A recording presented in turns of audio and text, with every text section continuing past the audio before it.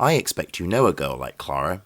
She's the one who's always late to class, whose socks are constantly falling down, and whose ponytail is wonky. When the teacher asks for people's homework, she's the one who has left the book at home, and if she puts her hand up to answer a question, what she says is almost always wrong.